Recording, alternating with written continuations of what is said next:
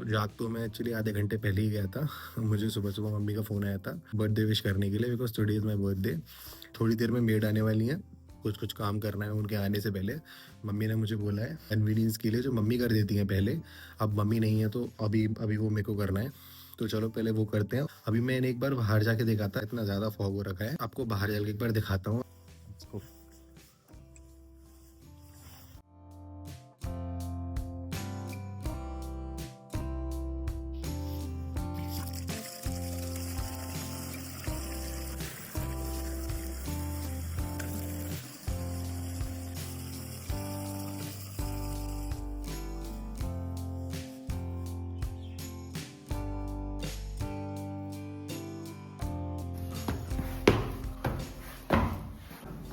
C I don't know कैमरे में कितना दिख रहा है, बट यार फॉग तो काफ़ी अच्छा खासा है।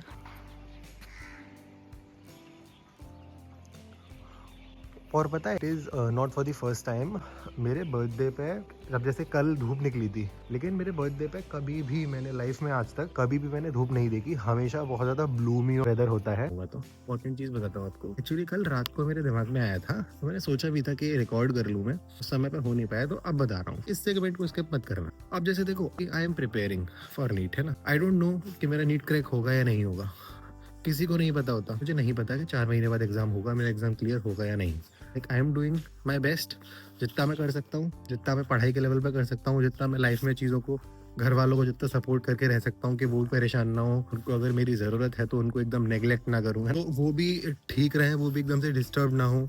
आप आइसोलेटेड रहो, आइसोलेटेड रहने में कोई प्रॉब्लम नहीं है। अननेसेसरी अपना टाइम भी मत वेस्ट करो। आपके सामने कोई है, योर फ्रेंड, योर रिलेटिव, तो ना जेन्युइन नीड है आपकी। अच्छा, मेरा क्राइटेरिया सिर्फ एक है इस चीज़ को डिसाइड करने का, या अगर मैं ये काम नहीं करता हूँ तो उनकी मुझसे एक्सपेक्टेशन है, क्या इनको कोई लॉस होगा उसमें या कुछ हार्म होगा। अगर वैसा मुझे जवाब मिलता है हाँ, कि यार अगर मैंने नहीं किया तो प्रॉब्लम हो जाएगी, मैं उस चीज़ के लिए मना नहीं करता हूँ। अगर मुझे लगता है कहीं जाना है, किसी को वो मुझे साथ ले जाने के लिए बोल रहा है, जाऊँ ना जाऊँ, it doesn't make any difference ना, अवॉइड कर देता हूँ उस चीज़ को। तो I am not sure about my exam, I am doing my best. Sure कैसे हो सकते हैं जब सिलेक्शन रेट ही 1% से कम है।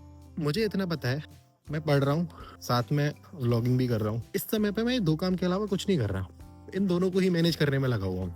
दिन में 12 घंटे, 14 घंटे, तो इतने घंटे मुझे ये करते हुए निकलते हैं। मैं एग्जाम की गारंटी नहीं ले सकता, हाँ, लेकिन इतना जरूर बोल सकता हूँ, इन लाइफ जो इंसान 12-15 घंटे काम कर रहा है डेली, वो लाइफ में कभी फेल नहीं हो सकता। आज नहीं तो कल, कल नहीं तो परसों अपॉर्चुनिटी 100% देगी if you are working that hard.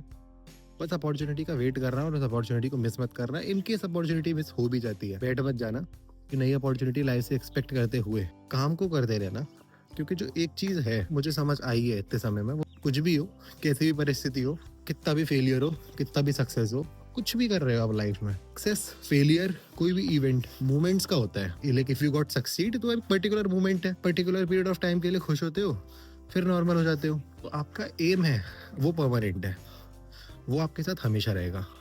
What you are doing, आप सक्सेसफुल हो गए, उसके नेक्स्ट डे भी आप अपना एम फॉलो कर रहे हो, आप फेल हो गए, उसके नेक्स्ट डे भी। The thing which is permanent in your life, that is your aim, your goals.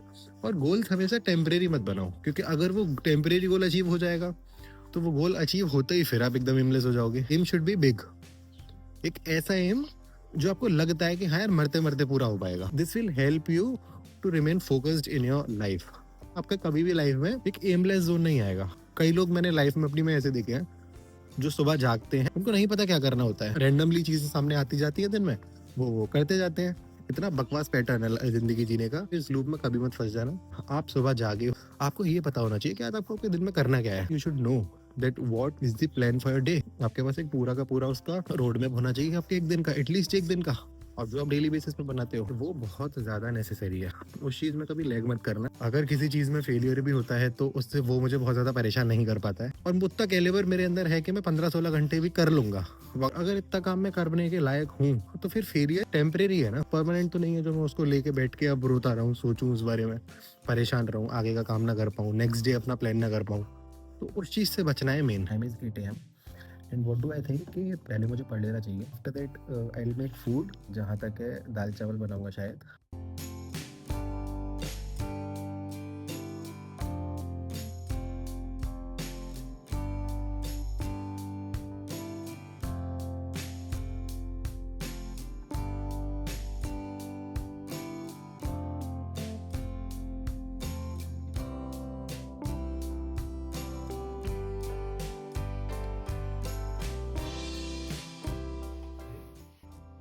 ये कब देख के याद आया यार, आज तो मैंने कॉफ़ी बना के भी नहीं पी। मैं सोच रहा हूँ कि कंप्लीट करने के बाद मैं जाऊँगा नहाने और नहा कर मैं कॉफ़ी बना के पीऊँगा। कल सो गया था, अराउंड 10 बजे के आसपास सो गया था।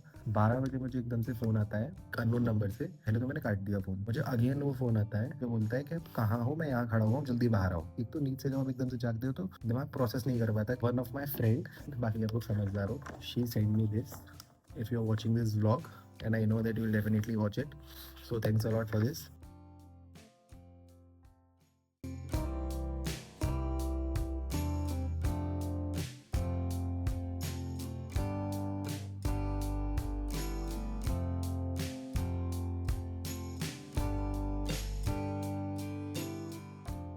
Now it is around 2 PM और अभी मैं जा रहा हूँ नहाने।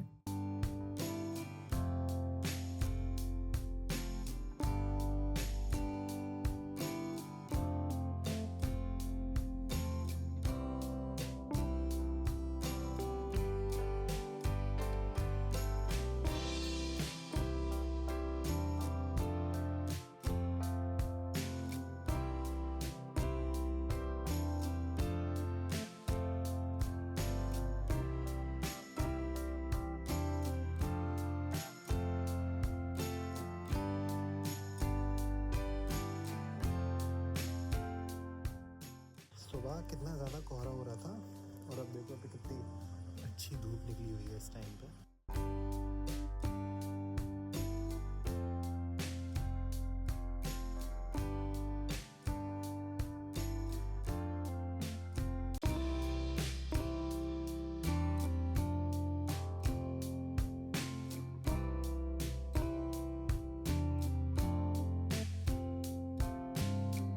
कॉफ़ी के लिए एक हैक बताऊँ, कॉफ़ी को ना आप ना फ्रिज में स्टोर किया करो।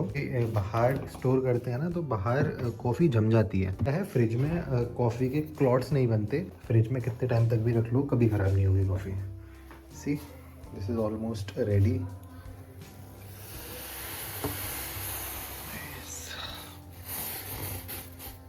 अब मैं ना इसे यहाँ पर बंद कर सकता हूँ क्योंकि ये बन तो चुकी है, बट थोड़ा सा और अच्छे से पकेगी ना, एक कंसनट्रेटेड क्रीमी टेक्सचर हो जाता है।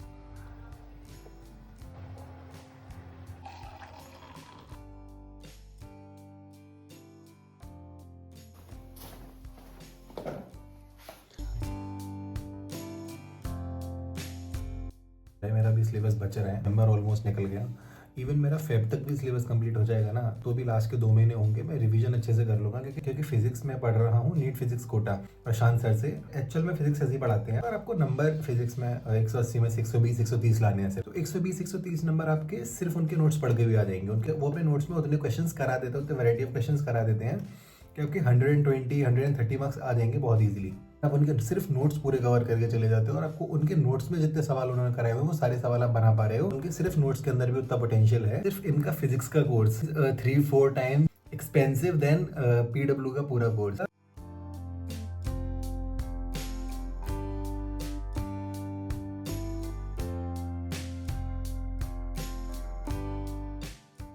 बॉस, सीन में थोड़ा सा चेंज है। अभी मुझे फोन आया है और मुझे पता चला है कि मेरे नेफ्यू और नीस आ रहे हैं।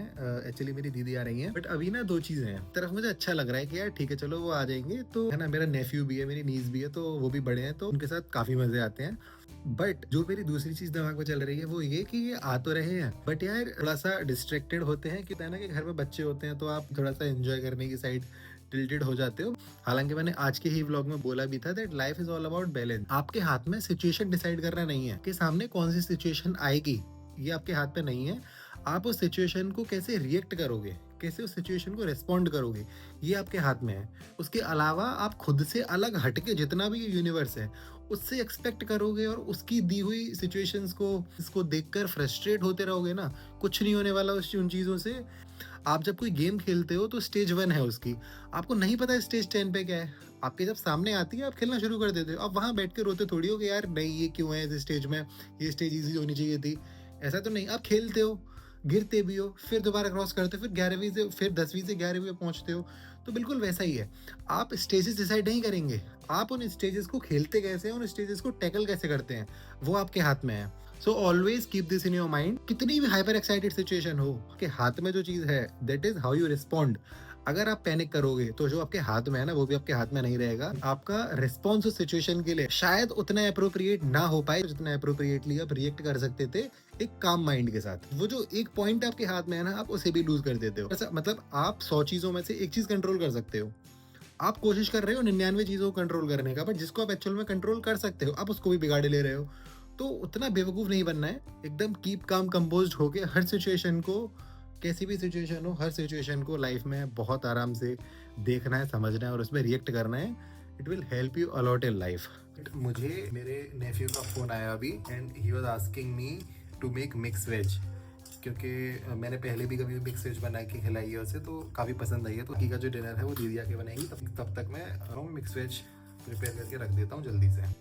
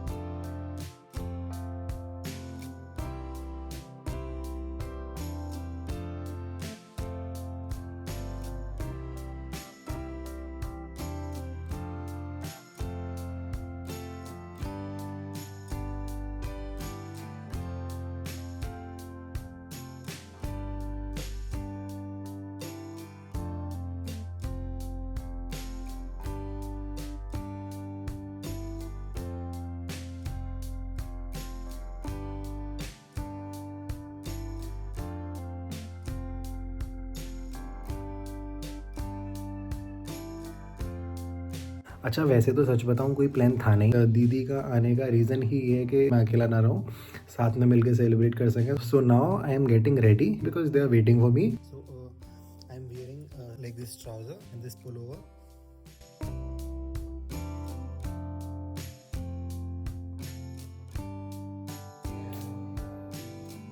So now I am ready.